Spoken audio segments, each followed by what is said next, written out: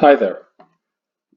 In this lesson, we'll continue on with the CP formula, but this time we're focusing more on what is heat capacity. So if we look at our previous example, we started looking at copper metal versus water. Okay? And we figured out that the CP of copper metal is actually 0.385 joules per gram degree Celsius. Okay, and as you should already know, the CP of water is 4.18 joules per gram degree Celsius. So if we have these two substances, okay, which one can actually absorb more heat, and what does that actually mean? Okay, and how can we actually tell what's going on? So let me draw out exactly what's happening. When we're talking about specific heat capacity, okay, think of capacity as storage. So on your batteries, you have some batteries have high storage, some have very little storage, okay, in terms of energy. So if we look at substances this way, okay, let's compare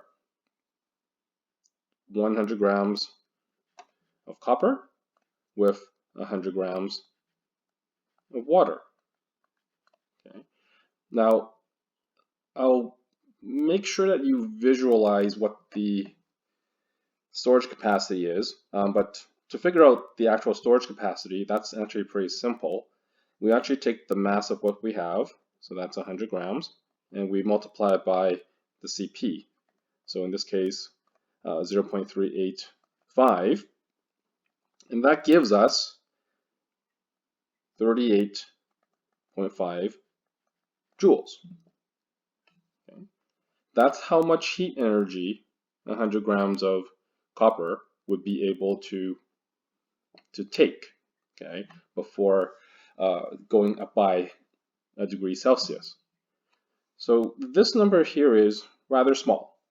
So we'll just draw out just a small little container here, like this. Okay, we'll say that it starts off at 0, and the maximum amount that it can hold is 38.5. Okay, and this is the halfway point. For water, the same amount of water, the storage capacity is much greater. It's 4.18 as its specific heat. So multiply that by 100, and the maximum capacity for 100 grams of water is 418 joules. So it needs to absorb this amount of joules of heat energy before changing its temperature by a degree. But in terms of size, the capacity here is much larger. Okay. So if we start at 0 here, and the maximum capacity is 418 joules. Okay. And remember, each of these is 100 grams, but the capacity is different.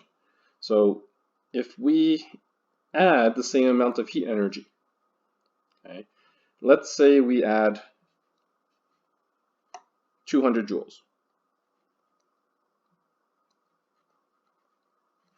So we have 200 joules, let's say, from the environment.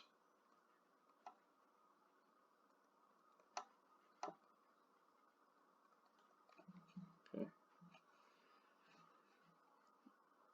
If 200 joules was directly given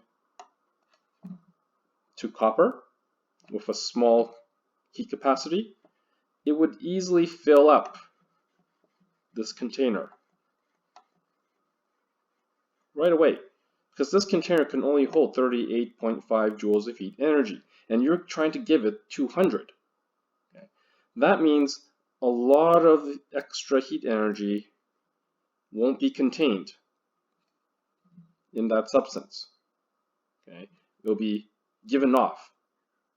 But if you give 200 joules of heat energy to water, to the same amount of water, well, it's only going to fill the capacity just under halfway. Water still has a lot of storage left. Okay. So it's not going to be giving off really any extra energy because it hasn't been overfilled yet. So what we're saying here is, if you were to touch, and we'll draw a little hand here, if you were to touch an object, okay, such as copper, under this condition, that copper will feel hot. Okay, because it's absorbed its maximum amount, and all the extra is actually going into your hand. It's transferring from the object to your hand, so it feels hot to touch. While on the other side, okay, if you have your hand here and you're going to touch the water will most likely feel cool. Okay, so it will feel cool to touch. That's because in this case here, because of water's heat capacity, you're probably transferring some heat energy to the water, okay, instead of the water transferring heat energy to you. Okay, so that's why it feels cool, because heat is leaving your hand and being absorbed by water, because water can still absorb more heat energy. So hopefully this helps you a little bit in terms of visualizing what specific heat capacity actually is and what heat capacity is in general.